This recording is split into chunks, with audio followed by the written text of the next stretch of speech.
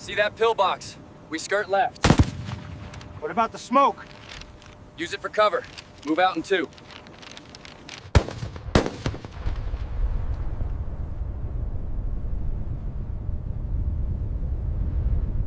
The primary objective is here, grid reference 42. All right, but watch the flanks. Patrols have been heavy in this area. Check the pressure at this coupling, Sergeant. Looks low, sir. We might have a blockage here. Gauge pressure steady. Fuel line secure, Captain. All right, close her up. January 1945. The sun rises over a scarred Pacific island, its early light glinting off the steel of Sherman tanks lined along the coral-strewn beaches. The air is thick with humidity and the acrid tang of salt and smoke from previous bombardments. Somewhere inland, Japanese artillery shells dig into the earth, sending plumes of dirt and black smoke into the sky.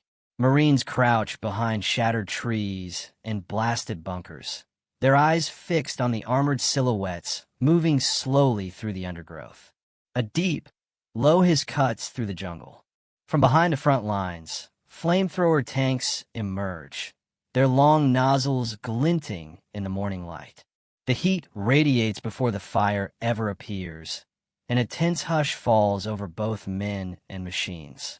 For the Japanese defenders, hidden in caves and fortified bunkers, this is a new terror, one they have not faced before.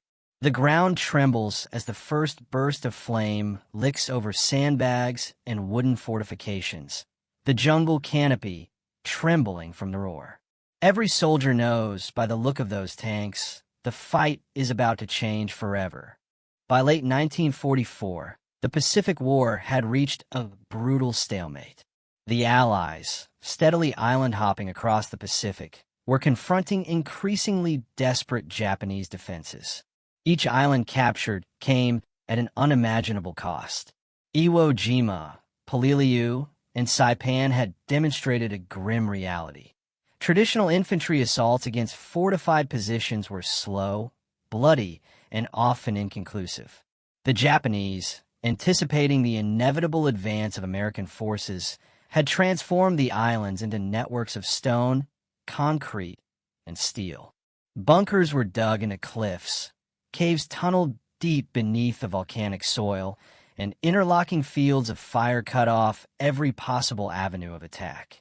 Snipers, artillery, and machine guns were positioned to channel attackers into kill zones. No position was simply abandoned.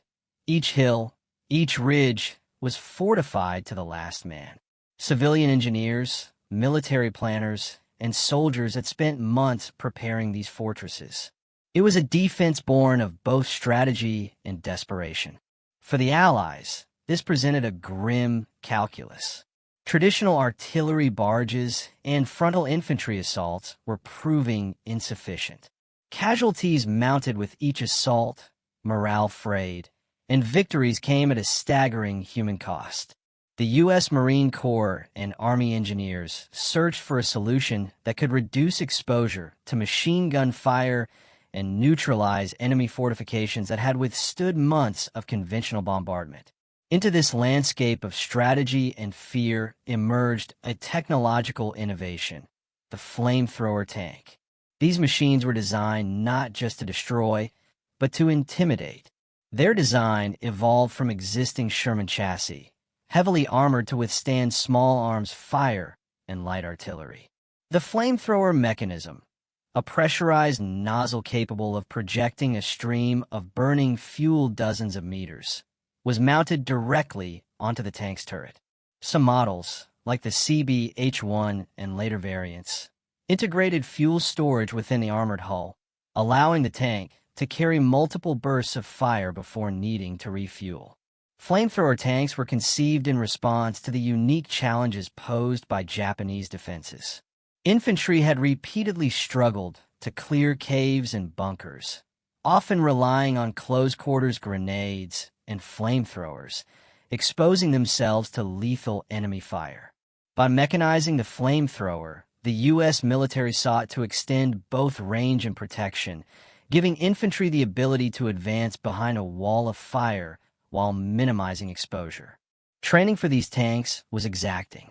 Crews had to learn to coordinate with infantry, timing each burst to suppress enemy fire without endangering their own forces. Navigation through dense jungle, coral ridges, and improvised obstacles required both precision and nerve. The psychological aspect of the weapon was just as critical as the mechanical. Marines and tank operators were briefed extensively on how Japanese troops might react, panic, retreat, or, in some cases, suicidal counterattacks. Understanding this human element was essential to harnessing the weapon effectively. Meanwhile, Japanese forces had their own perspective.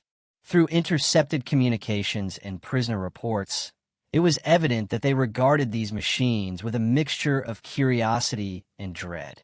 Encounters with flamethrowers were rare but devastating.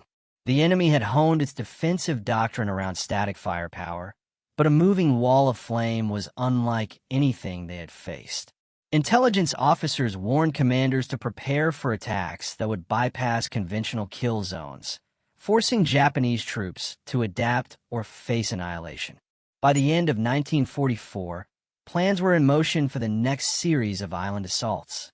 U.S. planners identified key strongholds where flamethrower tanks could provide decisive advantage.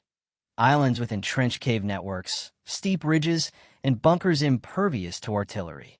The combination of armored firepower, flame projection, and coordinated infantry assault was seen not merely as an improvement in technology, but as a solution to the human cost of prolonged combat. The next stage of the Pacific Campaign would test these machines in the most harrowing conditions imaginable. The stage was set. Soldiers tightened their grips on rifles. Tank crews checked fuel lines and pressure gauges, and commanders studied maps littered with red marks indicating enemy fortifications. Every calculation, every plan, every train movement was aimed at overcoming an opponent who refused to yield. The roar of flamethrower tanks on the horizon was not just a technological advance. It was a herald of a battlefield transformed, one that would shock the defenders hiding in the shadows of caves and bunkers.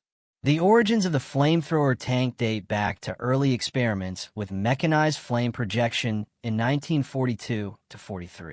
The U.S. Army and Marine Corps sought a weapon capable of clearing fortified positions without sending infantry into a near-suicidal assault. Initial trials were crude.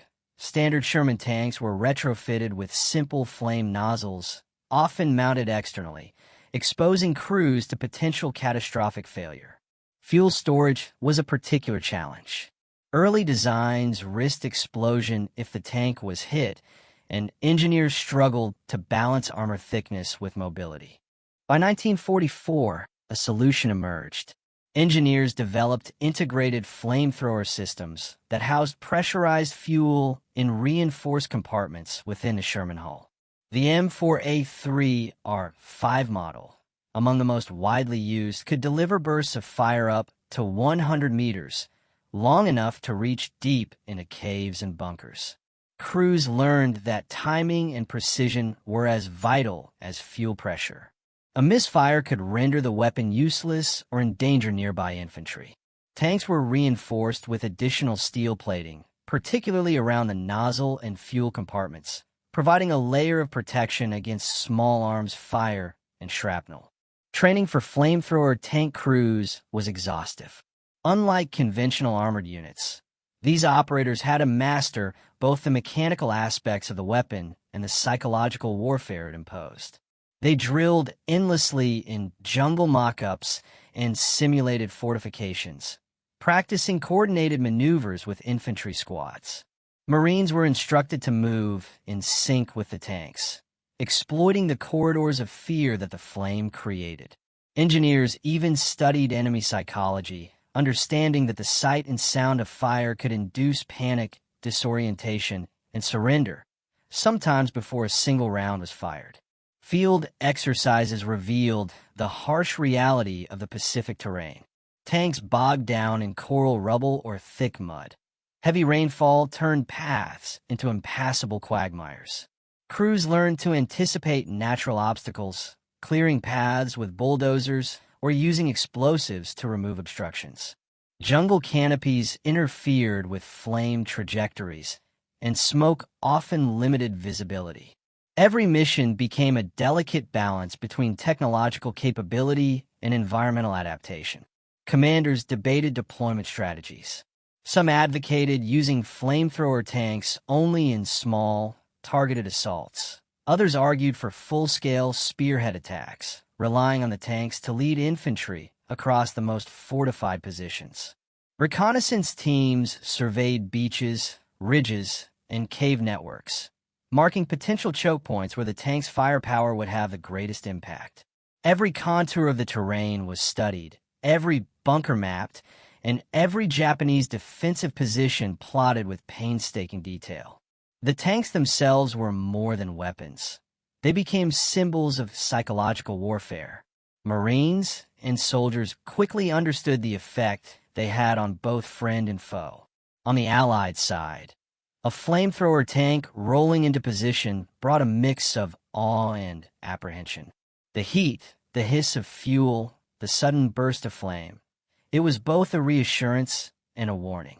Among the Japanese defenders, tales of the moving wall of fire circulated quickly. Encounters with flamethrowers were often described in diaries and post-battle reports as terrifying, surreal, and inescapable.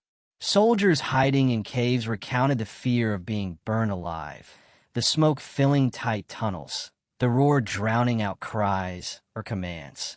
By early January 1945, preparations for the next assault were complete. Tanks were loaded, fuel lines checked, and crews briefed. Marines memorized the terrain, noting every coral ridge and bunker cluster.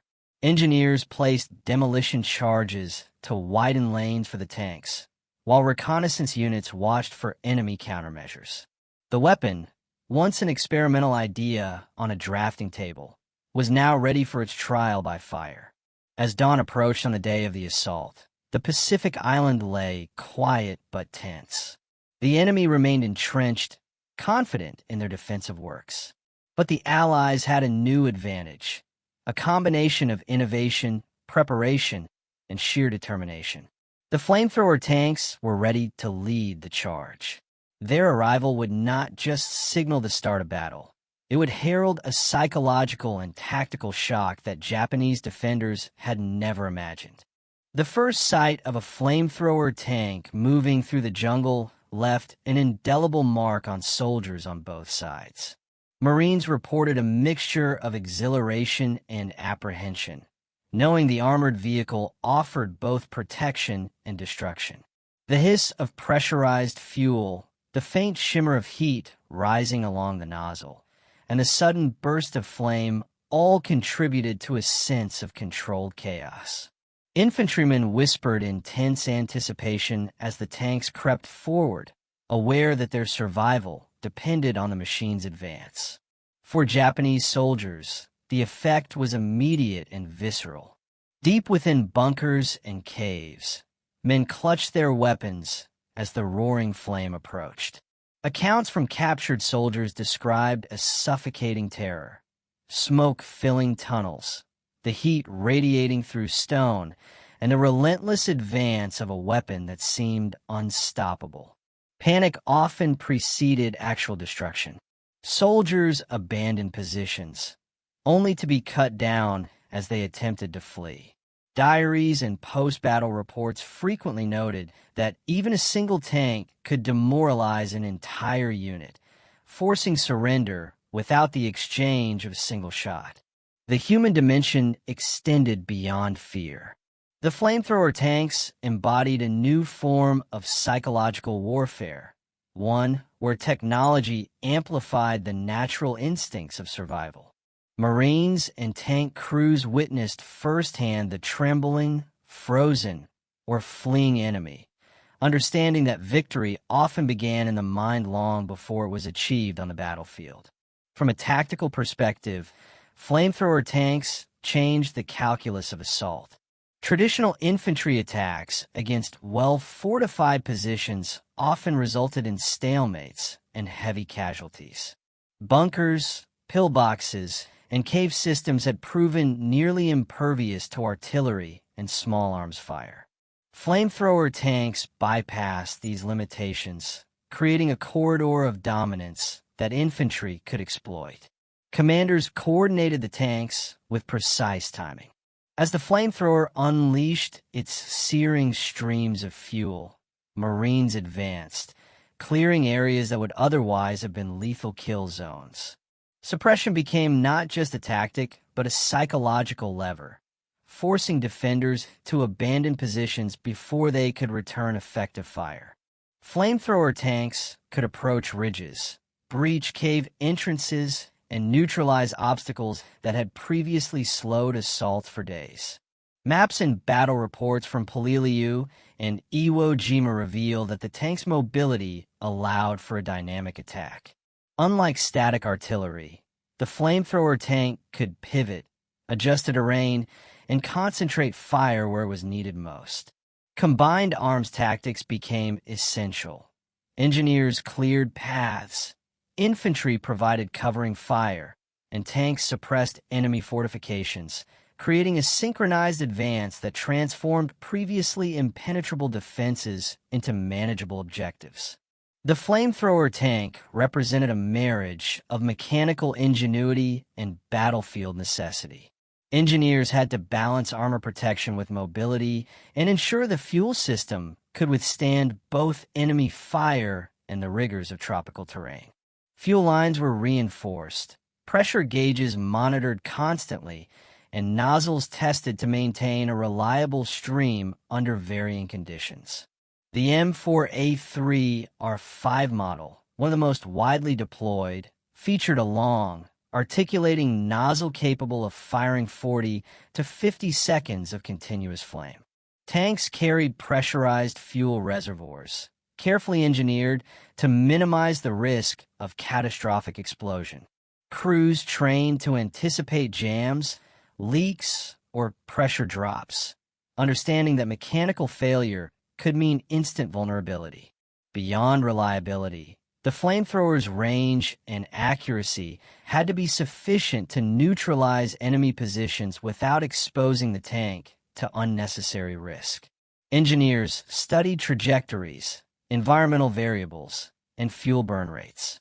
The weapon's effectiveness depended not just on raw firepower, but on precise execution, a synergy of machine and operator. The tanks themselves became symbols of industrial ingenuity. In the Pacific jungles, where terrain and enemy fortifications posed constant obstacles, these machines demonstrated how engineering could directly influence the human and tactical dimensions of warfare. The deployment of flamethrower tanks required precise planning and bold leadership. Commanders faced difficult choices: where to position the tanks, how to coordinate them with infantry, and how to maximize their impact while minimizing Allied casualties. Leaders such as Colonel Claudius M. Easley on WWII or Lieutenant Colonel William J. Whaling on Iwo Jima exemplified this approach, meticulously studying enemy fortifications and designing assault strategies that leveraged the tank's unique capabilities. Timing was critical. Too early a deployment, and the enemy might anticipate and counter the tanks. Too late, and infantry would suffer unnecessary losses in unassisted assaults. Communication between commanders, tank crews, and infantry units had to be instantaneous, often relying on prearranged signals, radios, or runners. Leadership extended beyond strategy. It demanded constant assessment of the human element. Commanders monitored morale, adjusted tactics in real time, and recognized that the tank's psychological impact could be as decisive as their physical destruction. The decision to use flamethrower tanks at the forefront of assaults reflected a willingness to innovate under pressure. Leaders recognized that conventional artillery could not break Japanese cave defenses efficiently. By placing these machines at the spearhead, Commanders embraced both risk and opportunity, transforming the assault from a slow, attritional engagement into a coordinated, terrifying offensive. From the perspective of Japanese defenders, flamethrower tanks represented an unprecedented threat. Japanese strategy relied on fortified positions, interlocking fields of fire and hidden networks of caves. The appearance of a moving, fire-spewing machine disrupted every expectation. Soldiers wrote of panic, despair, and disbelief in diaries and after-action reports. Bunkers that had withstood months of artillery were suddenly vulnerable, and the confined spaces of tunnels amplified both heat and smoke, creating deadly, inescapable conditions. Tactical countermeasures were limited. Japanese engineers attempted to reinforce bunker entrances or deploy flame-retardant sandbags, but these efforts rarely succeeded against concentrated, armored streams of fire. Many units resorted to desperate close-quarters defense, knowing that conventional artillery and small arms were ineffective. Psychological collapse often preceded physical defeat. Entire units would surrender or flee as the first tanks breached their lines, illustrating that the flamethrower's greatest power lay in its ability to manipulate fear. This reaction highlights a broader truth. Warfare is as much about perception as it is about weaponry. The Japanese were disciplined and highly trained, yet the flamethrower tank altered the battlefield equation, forcing them to confront a weapon that defied both expectation and strategy. The use of flamethrower tanks also raised profound ethical questions.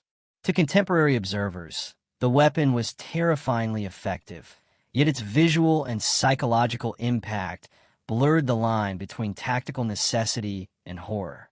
Allied commanders argued that mechanized flame reduced casualties among their own infantry by neutralizing fortified positions more efficiently than repeated small unit assaults. In effect, flamethrower tanks saved lives through intimidation and destruction. Yet the weapon's effect on enemy soldiers was visceral and indiscriminate. Fire in confined spaces caused agonizing deaths, and post-battle reports described extreme suffering in caves and bunkers. Debates arose within the military about the morality of mechanized incendiary weapons.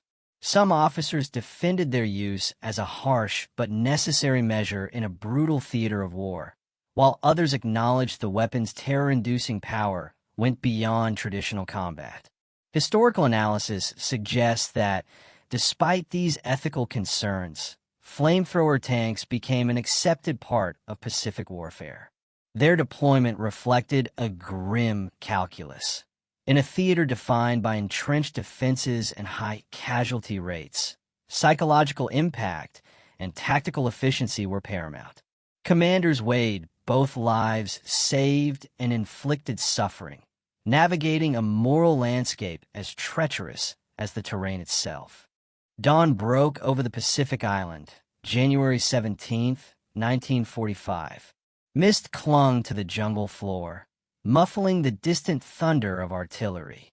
The beaches were scarred with craters from naval bombardments. Twisted steel and shattered trees marked the path of previous assaults. Marines crouched behind coral ridges, rifles ready, hearts pounding. Somewhere in the distance, the unmistakable silhouettes of flamethrower tanks rolled forward, engines growling, treads crunching over rock and sand.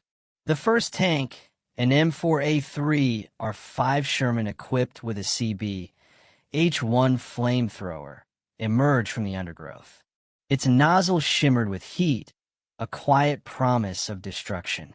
Infantry followed cautiously, using the armored vehicle as both shield and spear.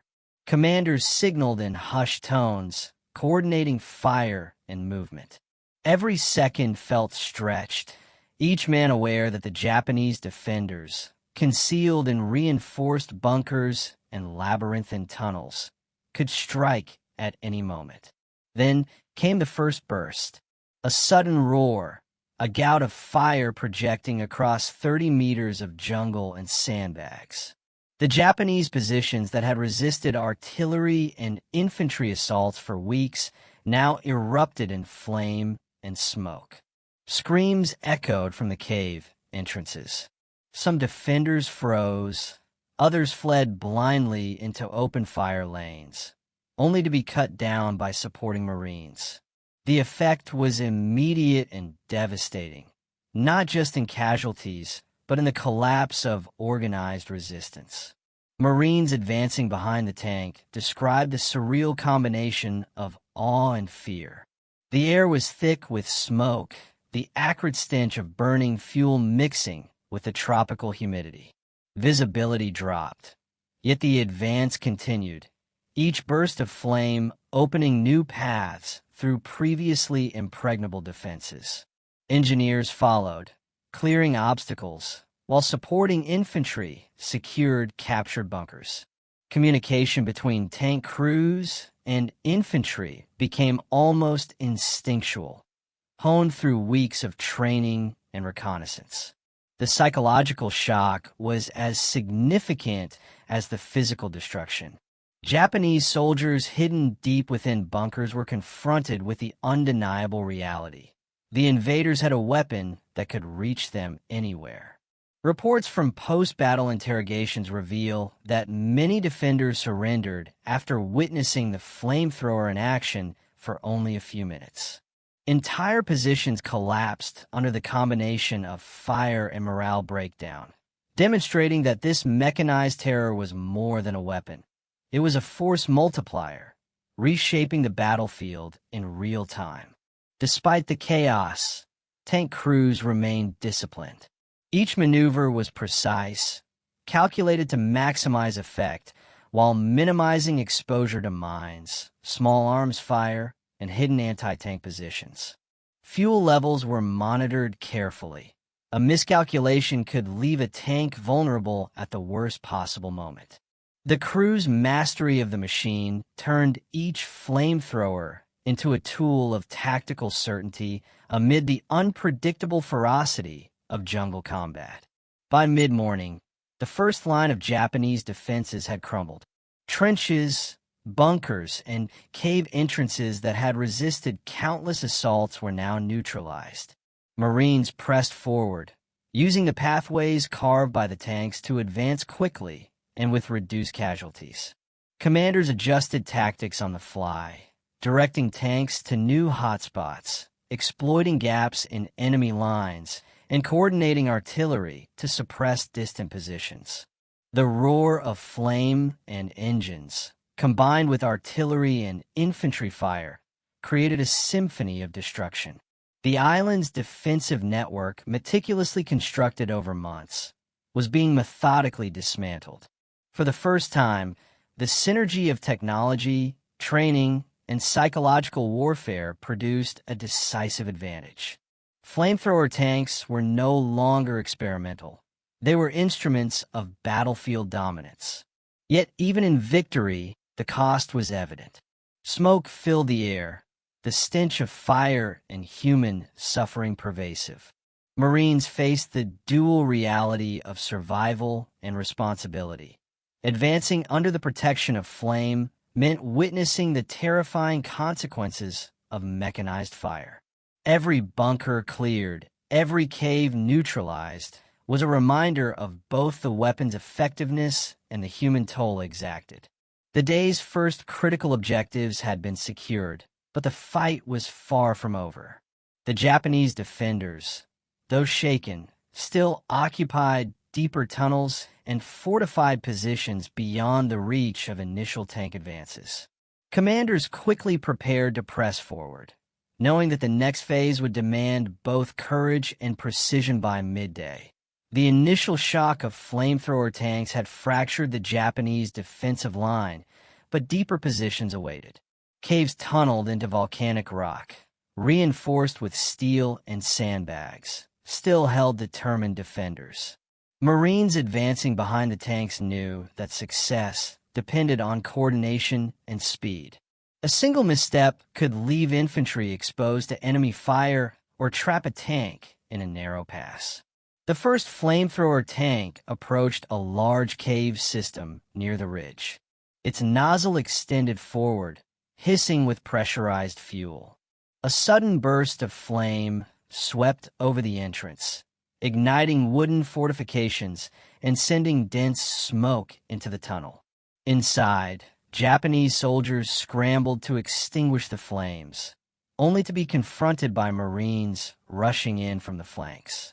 Some surrendered, others attempted desperate counterattacks, but the combined effect of mechanized fire and infantry assault left little room for resistance.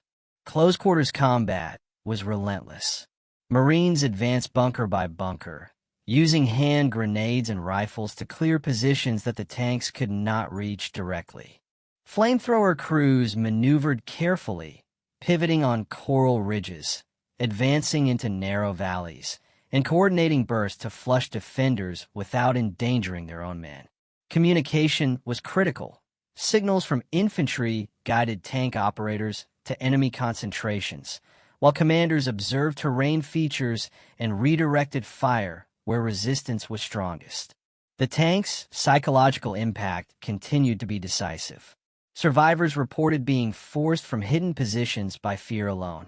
Smoke and fire disoriented, blocked escape routes, and amplified the feeling of being hunted.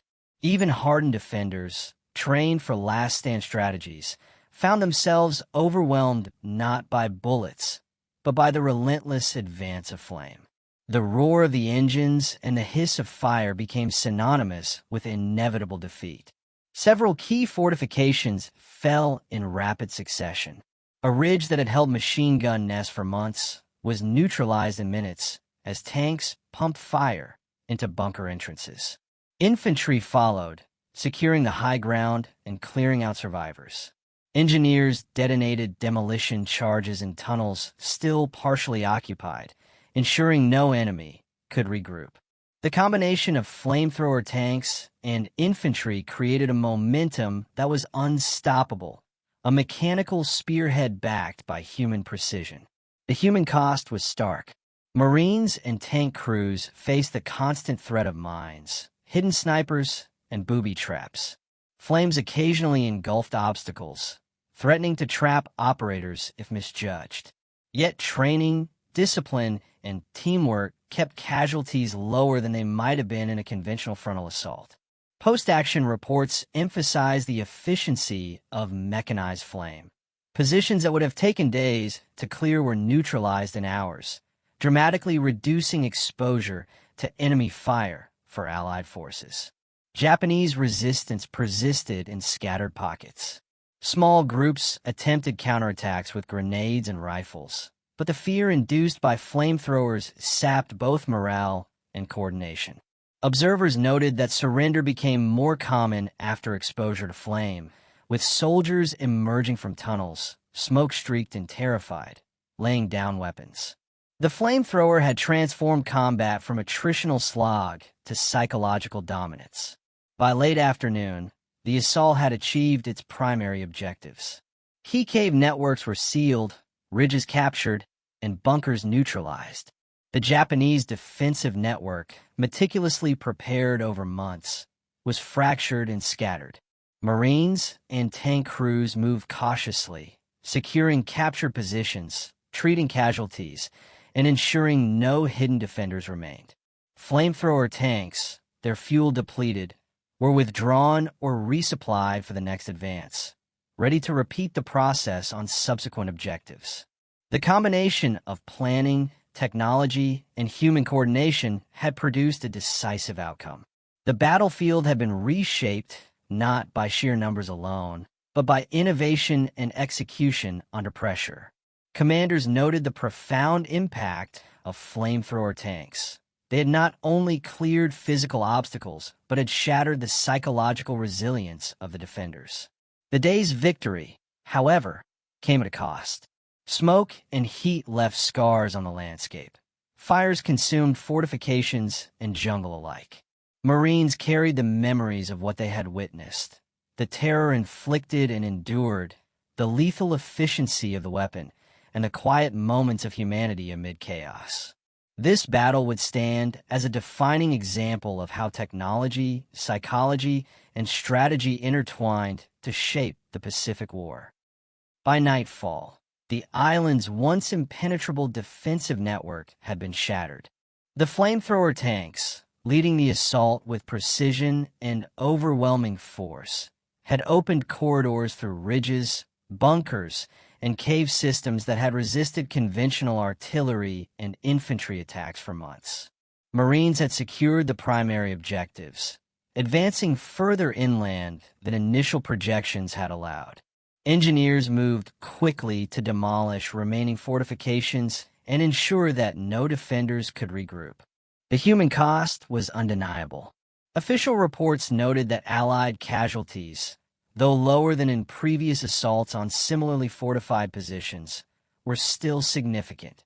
Dozens of Marines killed and scores more wounded. Enemy casualties were higher, with entire Japanese units eliminated or forced to surrender. Interrogations and after-action reports revealed that many defenders had fled or surrendered not from direct hits, but from the psychological terror induced by the tank's flamethrowers. One officer observed that the enemy's morale broke almost immediately upon witnessing the flame in action. The flamethrower tanks themselves had proven remarkably resilient. While some sustained damage from mines or small arms fire, losses were minimal compared to the destructive effect they inflicted. Crews reported instances where the fear they generated among Japanese soldiers allowed them to advance without even firing, highlighting the unique combination of physical and psychological power these machines possessed. The island's terrain bore the unmistakable scars of the battle. Bunkers were blackened, ridges scorched, and cave entrances sealed by fire and explosives. Smoke lingered in valleys long after the tanks had withdrawn, and the acrid smell of burning fuel mixed with the salty tang of the ocean breeze. Marines moving through the captured positions described the surreal aftermath, a landscape simultaneously devastated, eerily silent, and filled with the echoes of fear and destruction. Reports from unit commanders emphasized how the flamethrower tanks had changed the dynamics of the assault. Positions that would have taken days to clear using conventional methods were neutralized in hours. Infantry could advance under a shield of mechanized fire, reducing exposure to enemy snipers and machine gun nests. The combination of armor, flame, and coordinated infantry tactics became a blueprint for subsequent operations across the Pacific, illustrating that innovation could reduce casualties while achieving strategic objectives. Beyond the immediate tactical gains, the assault left a lasting psychological mark. Marines carried stories of the moving wall of fire long after the battle ended. Even within Allied ranks, the sight and sound of the flamethrower tanks inspired both awe and unease, a recognition that warfare had entered a new, more mechanized and terrifying phase. For the Japanese defenders, the impact was even more profound. Entire units had been demoralized or destroyed by a weapon they could neither predict nor easily counter. The notion of invulnerable positions had been shattered, replaced by a stark awareness that new technology could upend even the most carefully prepared defenses. Strategically, the success of the flamethrower tanks validated months of planning, engineering, and training.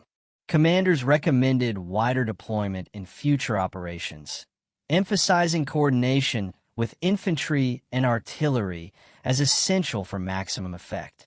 Lessons learned here would influence the planning of assaults on Iwo Jima and Okinawa, where similar tactics would be employed to devastating effect. The battle's immediate aftermath highlighted the dual nature of flamethrower tanks, their capacity to preserve Allied lives while inflicting terrifying losses on the enemy, and their ability to reshape the battlefield both physically and psychologically. The stage was set for reflection on the broader implications of mechanized flame in modern warfare. In the weeks following the assault, the full implications of the flamethrower tanks became clear. The islands captured under their spearhead were more than strategic footholds. They were proof that mechanized flame could decisively alter the balance of power in the Pacific. Allied commanders reviewed reports, noting how previously impenetrable cave networks and fortified positions had been neutralized with unprecedented efficiency. The lessons were immediate. Flamethrower tanks were no longer experimental, but essential components of combined arms doctrine in the Pacific theater. Strategically, their success influenced planning for subsequent assaults on Iwo Jima, Okinawa, and other heavily defended islands. Commanders incorporated flamethrower tanks into pre-assault briefings, recon operations, and detailed coordination with infantry and artillery. These machines became spearheads, tasked with breaching the most fortified positions while minimizing Allied casualties. Where previously infantry had been forced into near-suicidal frontal assaults, flamethrower tanks now created paths of dominance, reshaping the way amphibious and jungle warfare were conducted. Morale effects were equally significant.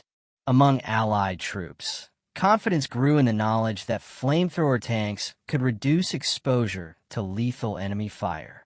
Infantry followed behind, emboldened by the protective wall of flame, and commanders planned operations with a new sense of tactical flexibility. On the Japanese side, however, morale suffered dramatically. Reports from captured soldiers and intelligence intercepts revealed widespread fear and disorientation. Entire units had been neutralized without traditional combat, demonstrating that psychological impact could be as decisive as physical firepower. The fear induced by mechanized flame would echo across subsequent battles, shaping Japanese defensive behavior and planning. Technologically, the flamethrower tank proved a model for innovation in armored warfare. Engineers refined fuel systems, nozzles, and armor based on field experience, improving reliability and efficiency. Subsequent models incorporated lessons learned on terrain, maneuverability, and coordination with infantry. The integration of flamethrower tanks into combined arms operations became a blueprint not only for the Pacific, but for future armor tactics in confined or fortified environments. Their success demonstrated the profound influence of engineering innovation on both strategy and battlefield psychology. Beyond immediate tactical gains, the long-term legacy of these tanks was clear. They redefined the nature of assaulting fortified positions. The psychological calculus of warfare shifted. Commanders understood that fear could be weaponized as effectively as bullets and explosives. The use of flame altered the expectations of both attacker and defender, forcing adaptation in training, fortification, and operational planning. Pacific campaigns that followed applied these lessons with precision, reducing Allied casualties and maximizing strategic impact. Yet, even as lessons were drawn, the human toll remained present. The psychological and physical devastation inflicted by the flamethrower tanks was unmistakable. Marines carried memories of fire, smoke, and screaming defenders, while Japanese soldiers endured experiences that would haunt survivors and shape post-war narratives. These human consequences, intertwined with technological and strategic success, underscored the brutal calculus of war in the Pacific theater. By the conclusion of this period, it was evident that flamethrower tanks had transformed both the tactics and psychology of Pacific warfare. Their introduction had saved lives, shattered fortifications, and imposed a new reality on defenders. The battlefield, once defined by static fortifications and attritional combat, was now dynamic, lethal, and psychologically charged. The events of that day, and the broader campaign that followed, would leave a lasting mark on military strategy, armored warfare, and the human experience of combat. The stage was now set for reflection. A calm, philosophical consideration of what these battles and the use of flamethrower tanks meant for warfare, technology, and humanity itself. War is a crucible where human ingenuity meets human endurance, and the flamethrower tanks of the Pacific Theater exemplify that collision. In the dense jungles and volcanic ridges, they were more than machines. They were instruments of strategy, psychology, and survival. They reshaped the battlefield, cleared paths through fortified defenses, and altered the calculus of both attackers and defenders. Yet their story is inseparable from the human dimension, the fear, courage, and suffering of those who face them on both sides. These tanks demonstrated how technology could multiply the impact of a small force. A single vehicle, armored and wielding fire, could influence the outcome of entire battles. Commanders learned to harness this power with precision. Engineers refined it with care. But for every tactical success, there was a reminder of war's cost. The scorched earth, the destroyed bunkers, the human lives caught in the inferno.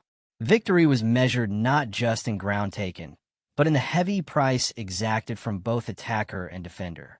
The psychological effect was perhaps as profound as the physical.